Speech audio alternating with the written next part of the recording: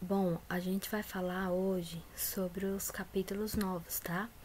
A gente vai estudar aí da Química 1, capítulo 7, ressonância e aromaticidade, né? Que é a característica de alguns dos compostos orgânicos, tá? Um específico, benzeno, tá bom? Então, pessoal, a gente vai ver só uma pequena evolução histórica falando sobre alguns conceitos que foram importantes para a determinação desse composto aí como um dos primeiros elementos a ser desenhado de química orgânica, que a gente estudou lá na introdução, tá? Então, bora lá. Em 800, pessoal, a palavra aromático começou a ser utilizada para classificar as substâncias e os óleos essenciais, que naquela época eram conhecidos como perfumes ou óleos corporais, né, que eles colocavam em banhos ou até mesmo na pele para hidratação, proveniente de algumas plantas medicinais, que também eles utilizavam também como para bênção nas igrejas ou para medicamentos, e aí vai. Primeiro critério qualitativo da aromaticidade, pessoal, é associada ao odor da substância. Então, ela vai ter essa característica de um odor, um cheiro bem forte. E isso é a característica das substâncias aromáticas, determinada em 1800, tá? E aí a gente vê somente o mapa mental, tá? Não é para confundir vocês, para relacionar as substâncias que possuem essa questão do odor, tá? Não importa o grupo que a gente esteja estudando, ou as funções orgânicas, se tiver o benzeno ligado, o benzeno é esse anel aí que vocês estão observando, que ele tem quais características do anel? Ele vai ter alternância de ligações, uma dupla, uma simples, uma dupla, uma simples, uma estrutura bem montada, mesmo sendo um composto não saturado, ele é insaturado, ele tem uma ligação, podemos dizer, perfeita, devido à sua formação e também devido à sua insaturação em relação às ligações, tá? Então aí ele está no grupo dos éteres, alcoóis, fenóis, grupo de aldeídos, não importa em qual grupo ele esteja, ele sempre vai ter essa característica de emitir o odor, que é uma das características, podemos dizer, não ligada somente à estrutura química do composto, e sim à estrutura cultural do dia a dia. É assim que a gente vai conhecer o nosso composto. E aí vem mais um pouquinho sobre o histórico. Em 1825, Mark Faraday isola a primeira vez o benzeno, que é um composto marco da história da aromaticidade. Ou seja, ele fez o que, pessoal? Olha a equação química aí. Óleo de baleia, hidrocarbonetos insaturados. Sofreu um processo de pirólise, que é uma transformação que eles fazem de alguns compostos químicos. Você vê que a seta ela só vai de ponta. Então, essa reação química ela só é de ida, ela não tem uma reação de ida e volta, tá? E aí ela se torna um gás de iluminação, que chamamos de acetileno. Eles fazem um processo de compreensão, que também é de ida, e esse gás de iluminação, ele vai se transformar aí em um benzeno, que emite esse odor, tá?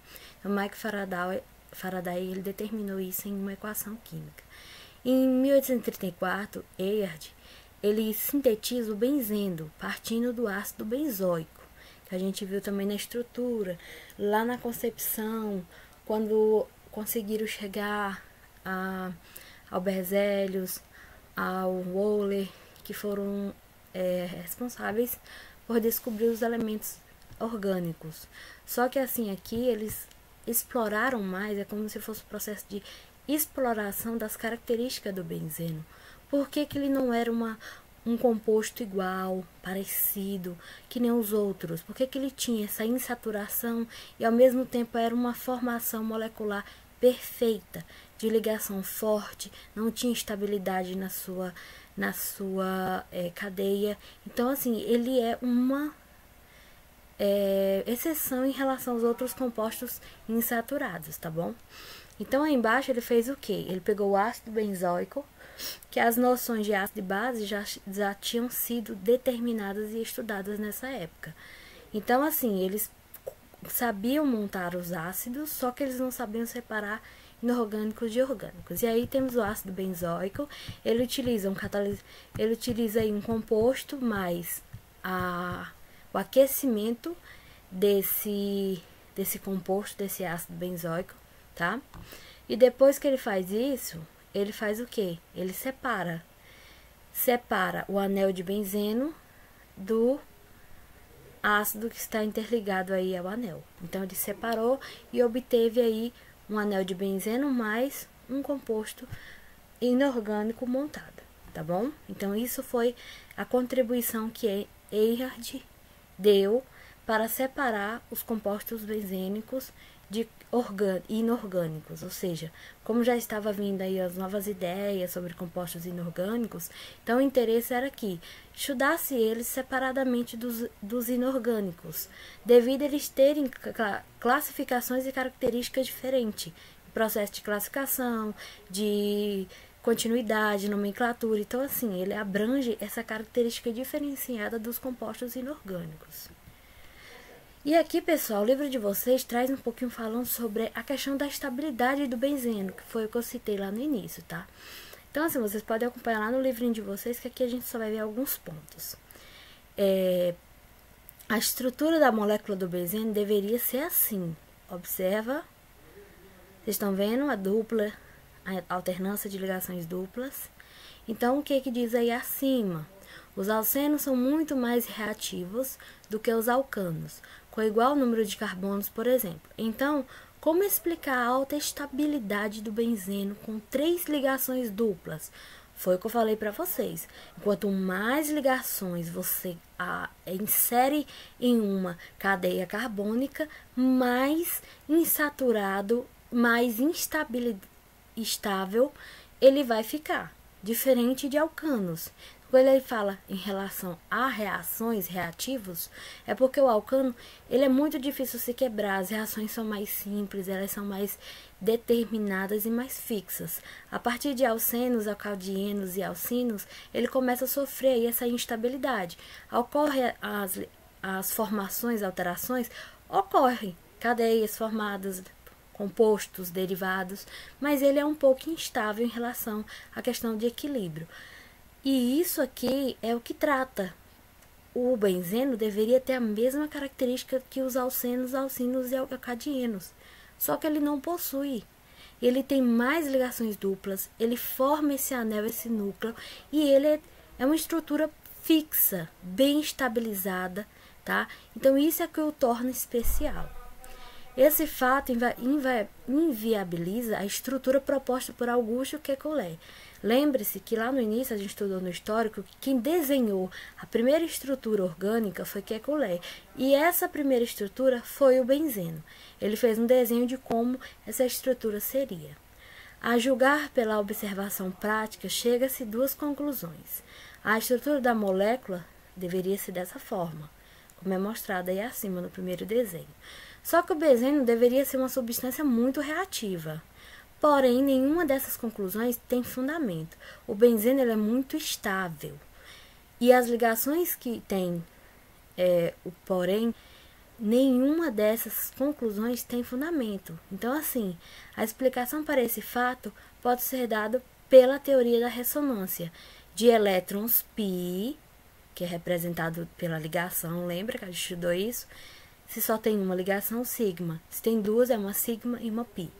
No capítulo dedicado ao estudo das reações orgânicas, essa teoria de ressonância de elétrons π, a fortificidade ou a força que ela dá a essa sustentação desse composto é totalmente diferente dos outros, tá? Então aí, resumindo todo esse texto, ele fala o seguinte: o que é a ressonância mesmo? É um deslocamento de elétrons de orbitais π ao longo das ligações sigmas. Então, observa aí, ó, ele tem alternância de ligações. E essa alternância de ligações faz com que os orbitais π, ao longo das ligações sigma, ele vai sofrendo um processo de deslocamento. Por isso que ele tem a formação do núcleo, tá? E ele se mantém estável, diferente dos outros compostos. viu? Então, ele tem uma movimentação, tem uma questão de dualidade das ligações pi com as sigmas, sendo que as sigmas elas são consideradas principais, só que nesse caso acontece uma dualidade, ou seja, as duas estão no mesmo ramo, estão no mesmo, como eu posso dizer para vocês, elas estão no mesmo patamar, então elas acabam interagindo entre si, criando uma única estrutura insaturada, equilibrada. E aí, no livro de vocês, fala muito sobre a questão da aromaticidade. Vocês podem estar lendo esse textinho, eu coloquei aqui só para vocês visualizar e dar uma lida no livrinho de vocês, tá? Sabemos que a toxicidade dos compostos orgânicos, principalmente dos insaturados, é um pouco grande. Por exemplo, etanol, metanol, gases ou alcoóis, que a gente trabalha com combustível, né? Até mesmo o álcool em gel, eles são inflamáveis, alguns são tóxicos devido ao contato e até mesmo pode se tornar cancerígeno. O benzeno tem um aroma doce e agradável, cabendo-lhe a título o composto aromático, que a denominação do benzeno ele vem aromático ou benzeno, tá bom? Então assim, foram estabelecidas as relações entre a estabilidade das substâncias classificadas como aromáticas. Então eles fizeram um comparativo desses compostos, ou seja, tanto os outros e ao benzeno. Por que ele era diferente? Por que ele tinha essa característica tão forte e tão diferenciada, sendo que ele participava do mesmo grupo de compostos orgânicos? Então aí ele fala mais abaixo, nesse momento que o termo aromático assume um significado muito particular para a química. Dessa forma, uma substância com odor desagradável pode ser aromática, desde que apresente algumas das características estruturais encontradas no benzeno. Esses compostos também têm uma excepcional estabilidade. Então, assim, mas no início, professora, não fala que ele tem um aroma agradável? Tem. Só que quando às vezes acaba se misturando, ou até mesmo ele se ligando a um outro composto, como as cadeias carbônicas formadas, ele pode também obter esse odor desagradável, que é a capacidade de emitir cheiros, sendo esses cheiros bons ou ruins, tá bom? Um exemplo que estudamos, pessoal, o ácido caprinóico, que ele é emitido no xixi de cabras, ele é bem forte, então ele tem aí essa questão de emitir esse odor muito forte. E alguns animais possuem também essa característica. É só um lembretezinho. Então, bora lá. Reconhecer um composto aromático não é tarefa simples. A explicação da aromaticidade é feita com a ajuda da teoria do orbital molecular. De novo, as ligações π e sigma, elas se alinham de uma forma que ela não consegue se alinhar em outros compostos, tá? E ao se alinhar, elas acabam fazendo aí um processo de mudança, ou seja, ela cria uma movimentação de elétrons.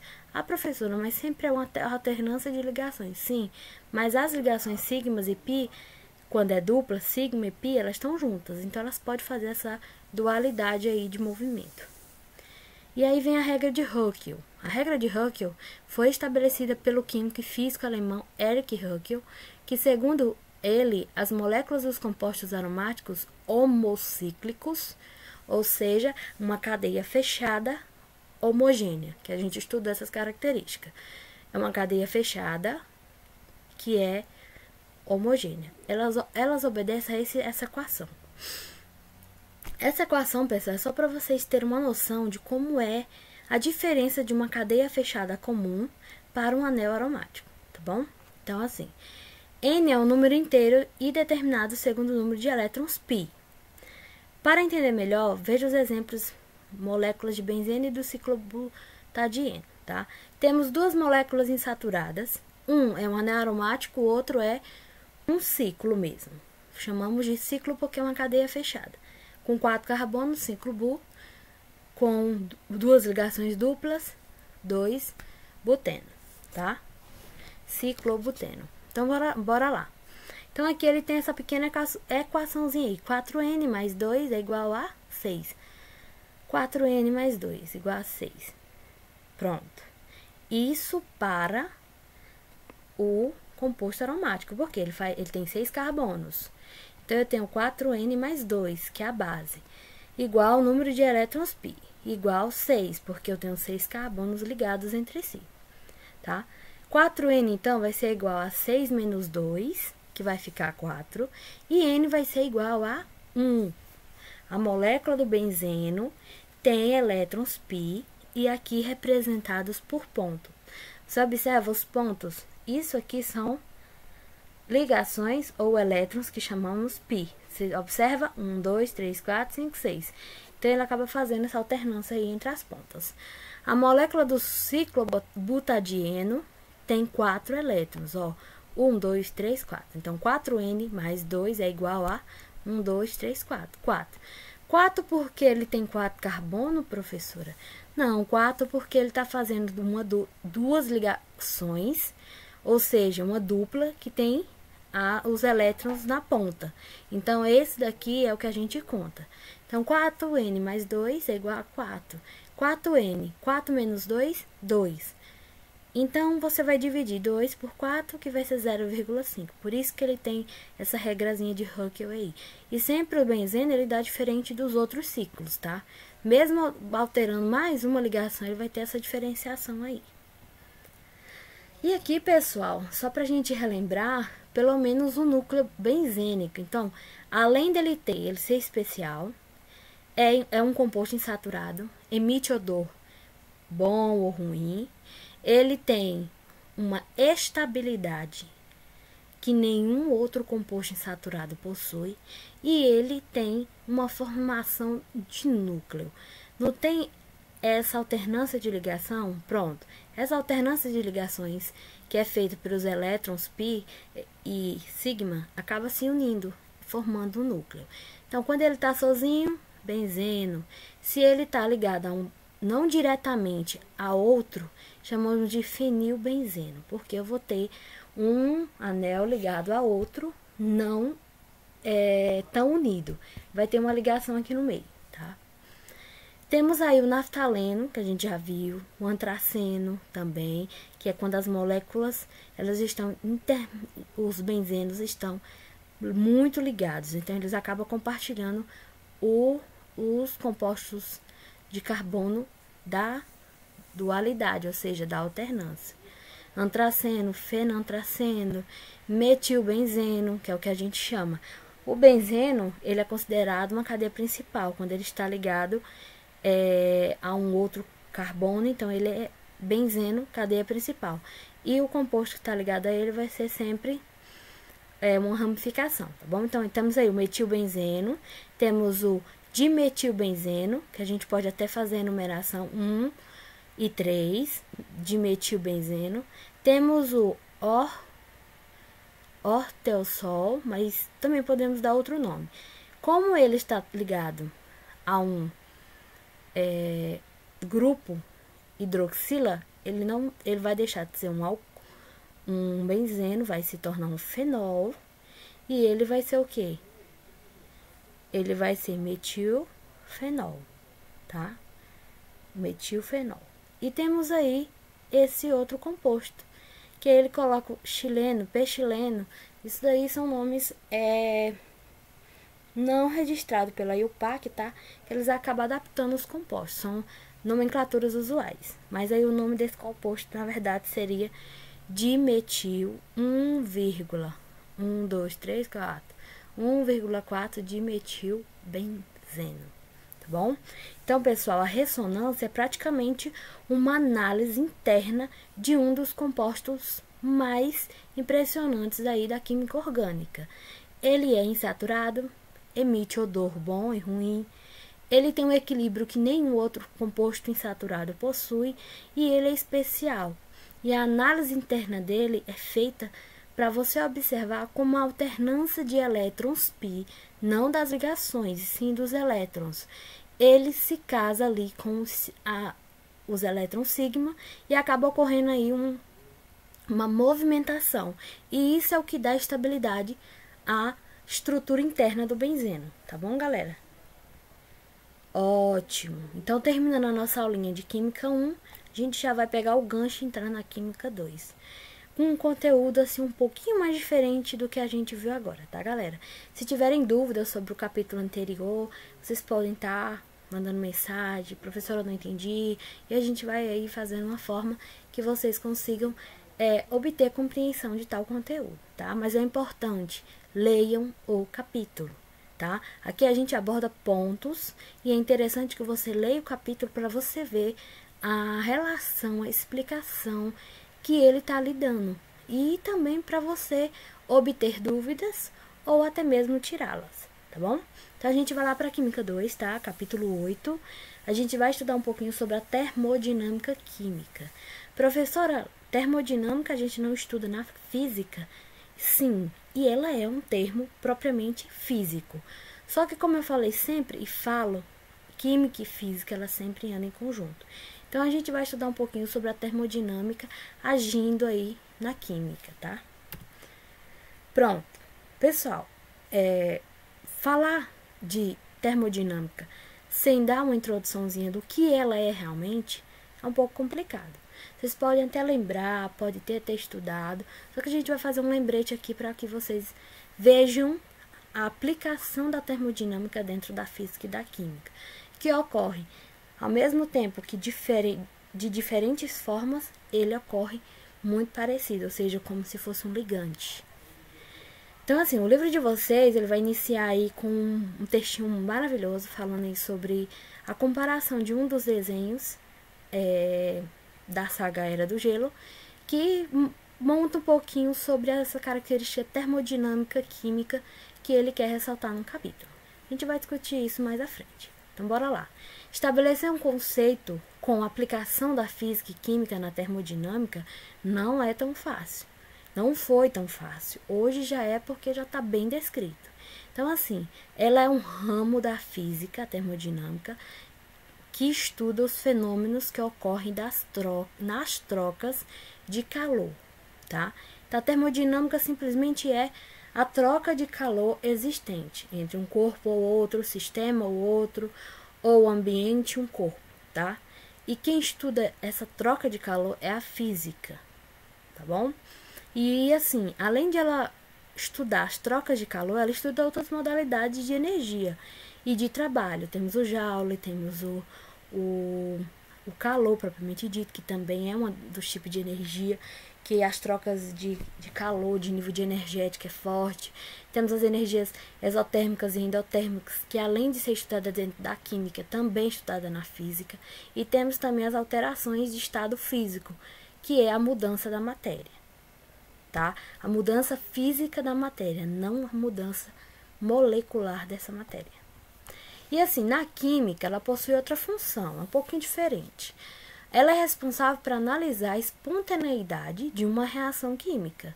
Então, mesmo que ela aconteça e é estudada lá na física, ela monta uma reação química, porque ela precisa ver a questão da troca de energia, o ambiente com o sistema, que a gente vai ver mais à frente, e isso não deixa de ser uma reação química. E quem é que analisa as reações que acontecem? Que é reagente, mais reagente, que forma o produto, a química.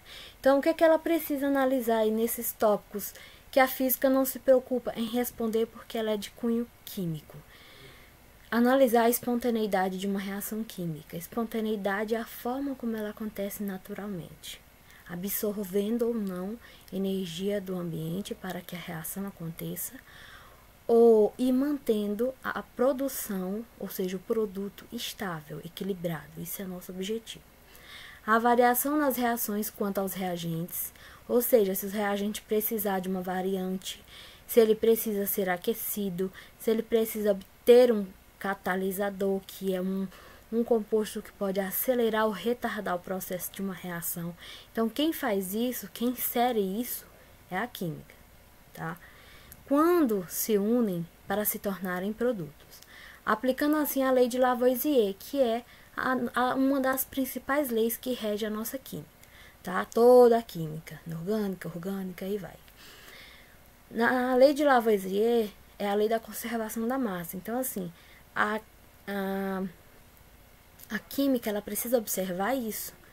se está sendo essa energia que está sendo absorvida ou liberada pelos reagentes está sendo feita de forma igual, porque tudo que eu tenho no meus reagentes eu preciso conservar para obter na massa.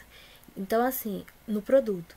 E essa relação de conservação de massa, nesse caso a conservação de energia, tem tudo a ver. Então, reagente 1 mais reagente 2 precisou de calor, absorveu do ambiente, liberou o produto e o produto tem calor. Ele vai devolver esse para o ambiente. Ou ele vai utilizar ali de forma que não venha prejudicar nenhum dos pontos, tá bom? Então, assim, qual é o objetivo principal da química, além de analisar esses pontos?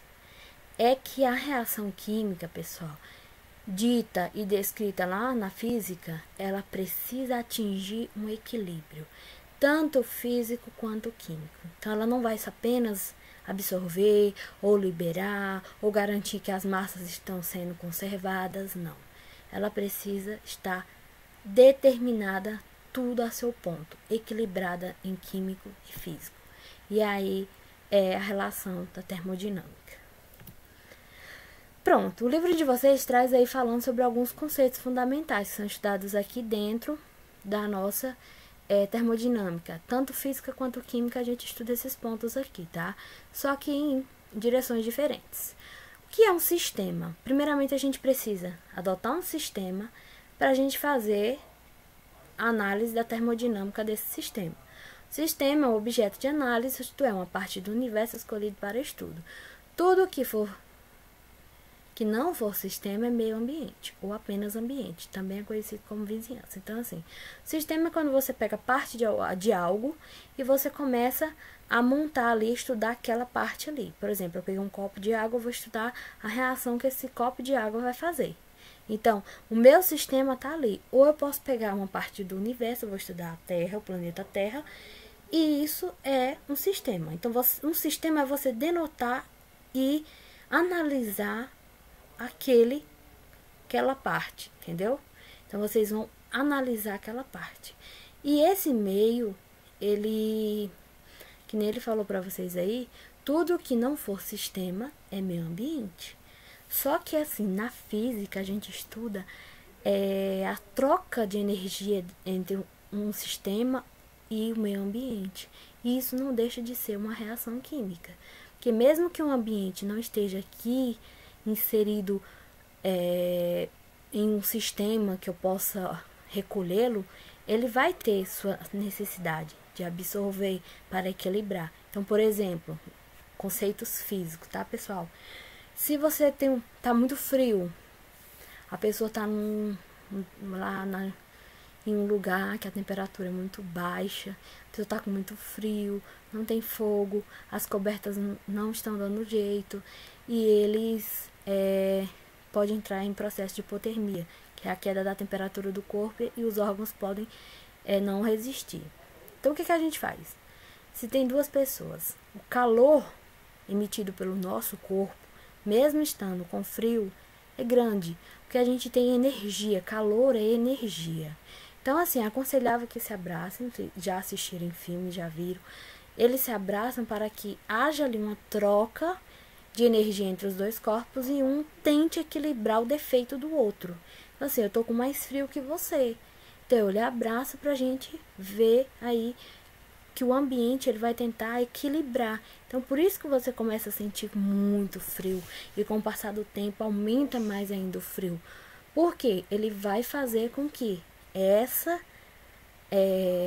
o ambiente vai tentar fazer esse equilíbrio entre você e o meio ambiente. E você acaba perdendo calor para o ambiente. E aí você fica com mais frio. Isso é uma característica que a gente estuda lá na física, tá, galera? Então, aqui, ó.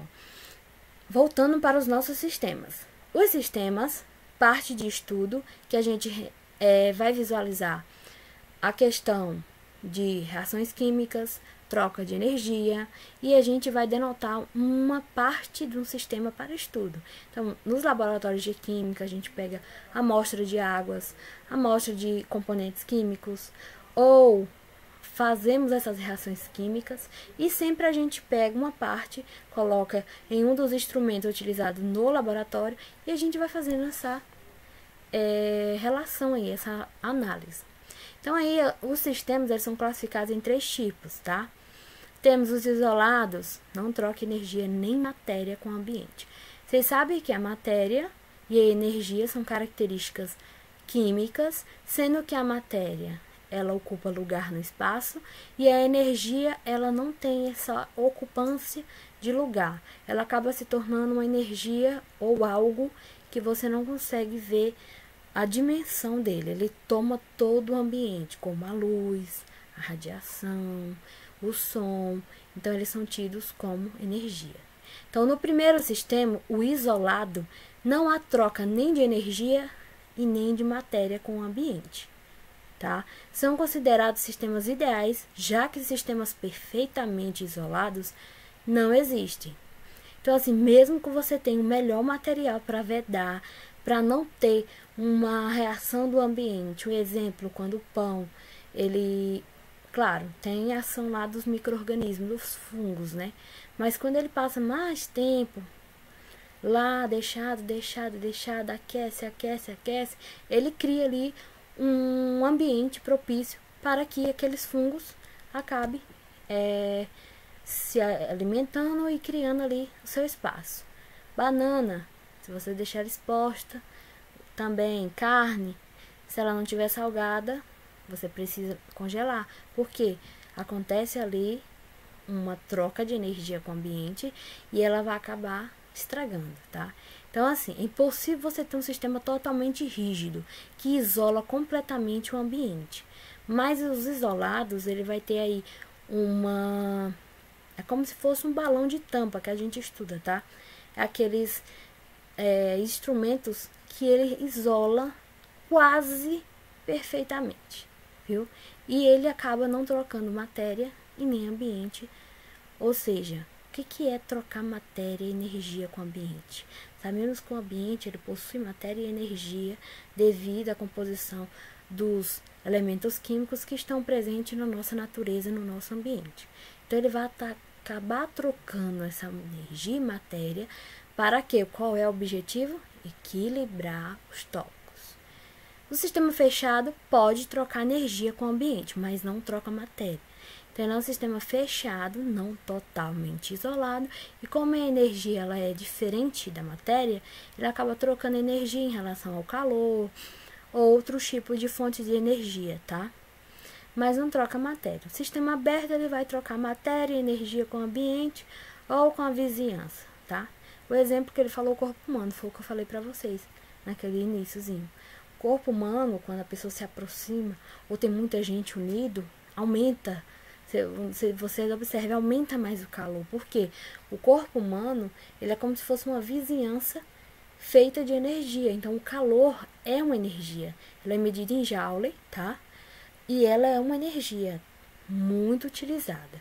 E também essa energia, ela é explorada na forma de trabalho, que a gente vai estudar nas outras aulas, falando um pouquinho sobre cálculo de energia, de trabalho, variação de entalpia, tudo isso a gente vai ver. E aí, pessoal, embaixo fala assim: fronteira de um sistema é o limite real ou imaginário, móvel ou fixo, que separa o sistema do ambiente. É como se fosse uma tampa, tá? Uma tampa vedada.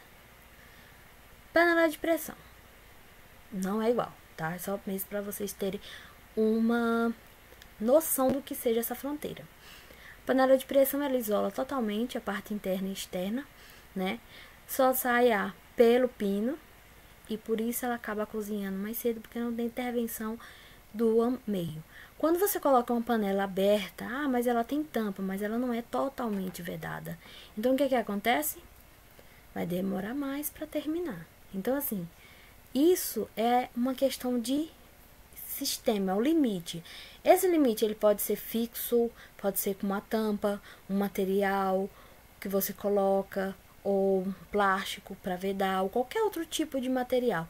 Ou pode ser imaginário. você pode colocar lá e dizer aqui, daqui ele não passa, então vai isolar lá de fora, a partir do ambiente, a gente vai guardar em uma geladeira ou em uma estufa ou algo do tipo, isolando aí o composto do sistema isolando ou separando o sistema do ambiente, tá? Pessoal, desculpa o ritmo, tá? Porque é muita coisa. E vocês leiam o capítulo. Coloquei pontos aqui. As páginas do livro de vocês está bem descrita, bem perfeita. E vocês vão conseguir denotar esses conteúdos. Tipos de fronteiras. As fronteiras, como eu falei, é algo móvel, fixo ou imaginário, que você coloca para separar seu sistema do ambiente ou da vizinhança. Temos aí alguns tipos de fronteiras que são determinados na química. Fronteiras adiabáticas não permite a passagem de calor entre o sistema e o ambiente. Ele funciona como um sistema isolado. Ele não quer que haja uma troca de calor, porque o sistema pode perder calor e ele vai tentar voltar para o equilíbrio e às vezes ele não pode conseguir, tá? Paredes de uma garrafa térmica. Por que utilizamos a garrafa térmica? Para manter a água ou o suco que você estiver levando gelado ou quente. Não é isso? Então, assim, a estrutura da garrafa é diferente das outras garrafas. Ela consegue manter a temperatura ali do que você colocou lá. Se você colocou um café, ele vai demorar ali 2, 3 horas, até, por exemplo, se for café de manhã à tarde, você vai beber um cafezinho quente. Por quê? A garrafa térmica ela é feita para isso. Térmica. Manter a temperatura estável e não ocorrer troca com o ambiente. Fronteira diatérmica. Permite a passagem de calor, mas não de matéria, entre o sistema, ambiente ou vizinhança. Como a matéria ela tem uma característica um pouquinho mais diferenciada da energia, ou no caso classifica o calor, ela acaba sendo é como se fosse energia menor, matéria maior. Permite a passagem de calor, mas não de matéria, entre os sistemas, o ambiente ou a vizinhança. Então, fronteira diatérmica, ela só vai trocar calor para que ambos, tanto o ambiente ou a vizinhança, como ele diz, chegue a um equilíbrio, tá? O objetivo do ambiente é equilibrar-se em relação ao calor ou a energia térmica. Então, ele acaba aí trocando o calor com o sistema para que ambos cheguem mais próximo do equilíbrio. Exemplo, frasco fechado contendo perfume. Você deixa ele lá fechadinho, né? Ele não troca matéria, mas ele troca energia. Então, assim, isso é fechado, você não vai perder seu perfume. Claro, ele tá lá, ele vai manter o cheiro, tudo. Só que ele acaba trocando um pouquinho a questão da temperatura. Porque ele fala até em alguns compostos que você compra, creme, perfume, que ele fala, mantém temperatura ambiental, ou evite umidade. Isso é devido ao controle desses componentes. Fronteiras permeáveis, permite a passagem de calor e de matéria entre o sistema do ambiente. Que nesse caso a gente pode falar como uma fronteira imaginária, tá? Exemplo é a pele humana. Então, nossa pele, os poros estão constantemente perdendo e absorvendo calor, dependendo de onde e como você esteja. E essa troca é feita pelo ambiente. Então, a gente vai trocar matéria e energia ao mesmo tempo. E não é que o ambiente vai sugar o seu calor, vai te dar mais calor dependendo de onde você esteja. Ele vai fazer uma troca para que ambos cheguem ao limite. É como se você estivesse conversando e os dois chegaram a um meio termo ali das duas ideias. É o que acontece com relação à nossa pele humana e a nossa pele e o ambiente. Ela acaba chegando a um ponto fixo em que aquela temperatura ou aquele calor ou aquele menos calor tá bom por dois, tá? E aí vemos pontos da termodinâmica, tá, pessoal? Um pouquinho mais extenso essa parte. O estado, ele é dividido nesses tópicos aí que eu frisei para vocês. Estado é o ponto em que as propriedades macromoleculares ou macromoléculas, lembra das macromoléculas? São moléculas bem maiores, definidas, e ela pode ser vista em um microscópio simples. Micromoléculas são menores, tá? E estão bem definidas e elas não se alteram. Então, nesse ponto aqui, quando ocorrem as reações químicas, se ela se comportar como estado, aconteceu que essa propriedade ela tem macromoléculas. E como essas macromoléculas já estão internamente ligadas, bem definidas, ela não precisa alterar, porque ela é maior, então ela já tem uma formação sólida, ela não vai se alterar. Chamamos ou caracterizamos como estado. Propriedades extensivas são aquelas que necessitam do tamanho ou extensão da amostra da matéria. Então, assim, se eu pego um pequeno terço ou um 2/3, eu vou pegando para estudar ele em um determinado sistema, não é assim? Então, as extensivas, essas propriedades aqui, ela vai depender do tamanho da sua amostra. Se ela for muito pequena, essa questão extensa da propriedade, ela vai acabar diminuindo, você não vai conseguir ver um panorama maior. Então, se você pega uma amostra bem maior, de lugares diversificados, você vai conseguir ter aí as classificações e características definidas. Um ponto, água. Tem pessoas que fazem o processo de coleta de água para fazer exame, se a água está saudável, se está limpinha. Então, eles pegam amostras de vários lugares, uma quantidade X que dê para você obter todas essas características, que elas são tidas como extensivas, ou externas. Então, você precisa pegar a quantidade de amostra aí um pouquinho maior. Sangue também, você pega um pouco mais do que é realmente usado, para que se perder ou não dá certo, fazer e repetir. Temos as propriedades intensivas, que são aquelas que não dependem do tamanho ou da extensão da amostra. Eu consigo obter as características dela sem precisar determinar a quantidade e nem tamanho dessa amostra, viu? Temos os processos espontâneo e não espontâneo, galera. Eles ocorrem às vezes simultaneamente, tá? Então aí você observa esse experimentozinho aí, no qual um vai tentar equilibrar o problema do outro, tá? Eu tenho um balão vazio e um balão cheio de gás. Cada um está isolado um do outro, é como se fossem dois sistemas isolados. Quando ocorre a questão espontânea, ou seja, ele vai se comportar como o meio ambiente. Qual é o comportamento do meio ambiente? Ele vai tentar fazer um equilíbrio aí entre os dois balões. Então, o balão que está vazio, eles vão romper o lacre e vai automaticamente, espontaneamente acontecer a igualdade aí de quantidade.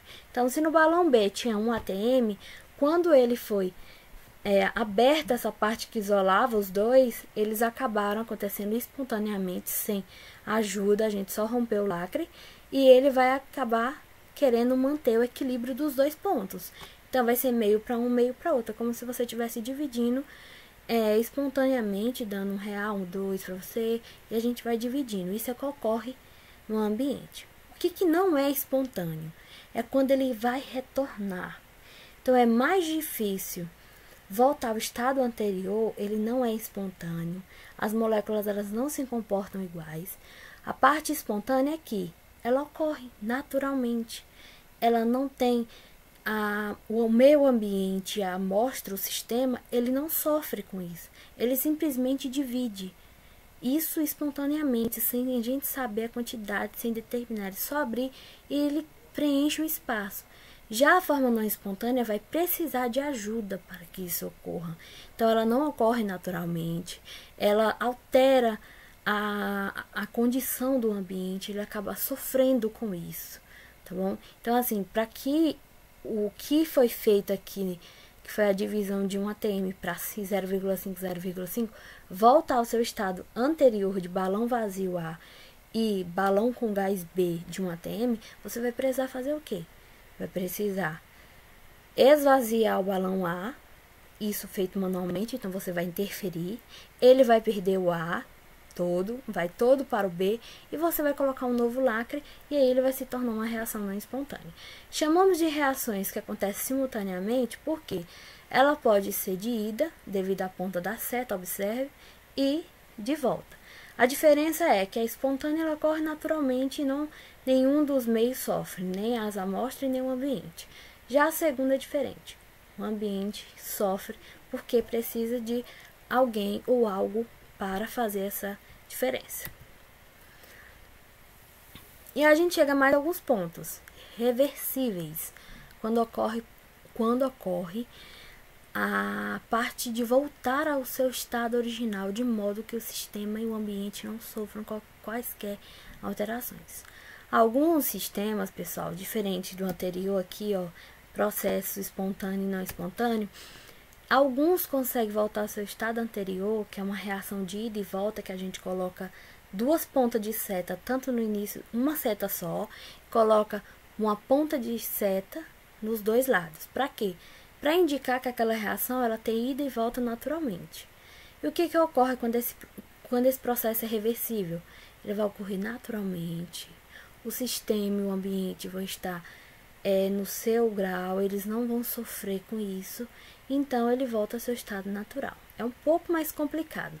Isso aqui a gente trabalha com reações simples, de ida e volta, que não acaba alterando aí nem o sistema e nem o ambiente, tá? E temos o processo irreversível. Não há volta ao estado natural, sem que haja uma intervenção externa.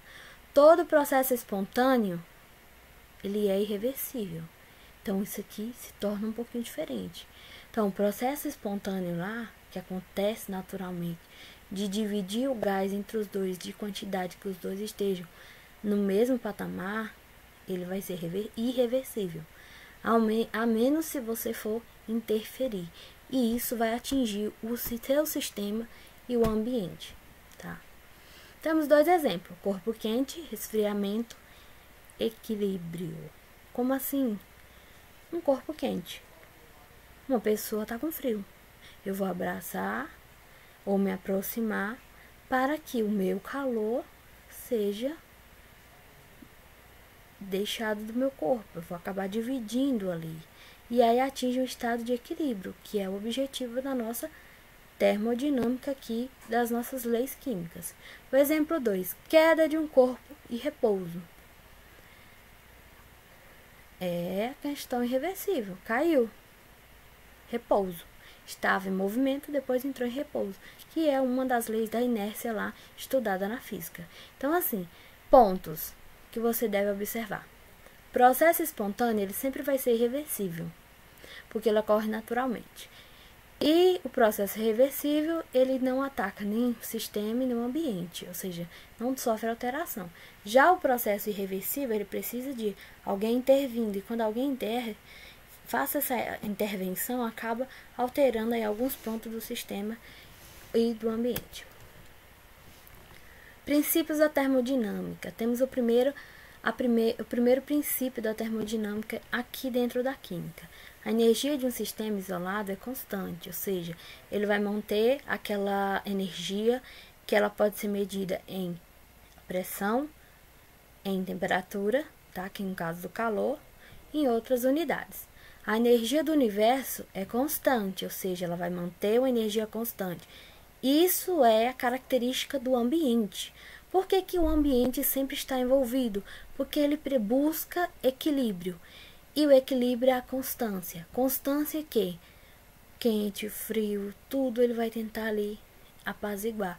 Ah, mas não estou notando diferença. Você não nota, mas o ambiente está tentando equilibrar novamente aquilo que foi sofrido, algo ou sofreu aí um distúrbio. Tá? O primeiro princípio da inércia. Eles precisam ser constantes, tanto o sistema isolado que você esteja trabalhando, quanto a energia do universo. O segundo princípio da termodinâmica, a entropia do universo tende a um máximo, ou seja, a gente volta lá de novo para aquela imagenzinha do balão, tá? Como ele tende ao máximo? Ele vai fazer com que entre em equilíbrio, então não importa as barreiras, ele vai tentar equilibrar tudo. E isso às vezes pode se tornar um probleminha em alguns lugares. Então aí a entropia vai crescer, que é um processo de quê? A entropia é um processo em que o universo tenta ao máximo equilibrar. E ela tenta equilibrar de algumas maneiras, tá? Essas maneiras às vezes são legais, às vezes não são. É o que aconteceu aí com o balão. Foi legal por quê? Porque aconteceu espontaneamente. Ele dividiu a quantidade de gás em ATM que ele tinha. Então, ficou uma proporção constante. Observa, retornando lá para a primeira lei da termodinâmica. Constante. Cada um ficou com a metade. Pronto, galera. Por hoje a gente vai terminar por aqui. Nas próximas aulas eu vou abordar a relação da entalpia, a relação do cálculo de energia, tá? Então leiam os capítulos estudados, façam as atividades, aqui tá bem descrito aqui, viu? Da Química 1, as páginas, respondam direitinho, dá uma lida no capítulo, retorne aqui às aulas, tá? Qualquer dúvida chame nos canais de comunicação. E a Química 2, que essa foi a nossa última aula agora que eu dei, vocês têm uma tarefinha para fazer, tá bom? Vocês vão assistir o filme proposto pelo livro de vocês, tá? A Era do Gelo 2, que fala um pouquinho sobre o derretimento das calotas polares e a divisão aí do que isso acontece. Claro, é desenho, é ficção, no tempo do início, onde eu estava vendo várias transformações, mas ele ressalta um pouquinho aí desse porquê está acontecendo esse derretimento. Vocês vão ler a página 2 do livro 4, que é o início do capítulo 8 que eu acabei de abordar com vocês, viu? Somente leia a página 2, como se fosse uma sinopse do filme, tá? E vocês vão montar um relatório bem simples, manuscrito, é claro, e vocês vão associar os 3 pontos. Quais são? O que o filme quer abordar em relação ao nosso conteúdo? O que a termodinâmica tem a ver com essa característica que o filme já fala sobre o derretimento, sobre o acontecimento, viu? E a nossa questão, que ela não deixa de ser atual, ela sempre foi questionada durante muito tempo.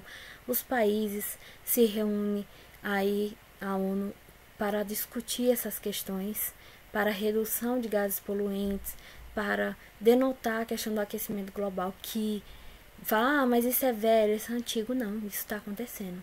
E a natureza tem resposta. Então, vocês vão montar um relatório fazendo aí a relação desses 3 tópicos, tá? As atividades do caderno da Química 1, vocês vão entregar até o dia 14, tá? E o relatório, ele vai ser entregue até o dia 18 vocês podem escolher o Google Sala de Aula ou pode mandar pelo WhatsApp também, tá bom? Então, pessoal, bons estudos. Qualquer dúvida, vocês podem estar me procurando, tá bom? Então, tchau, tchau e até a próxima aula.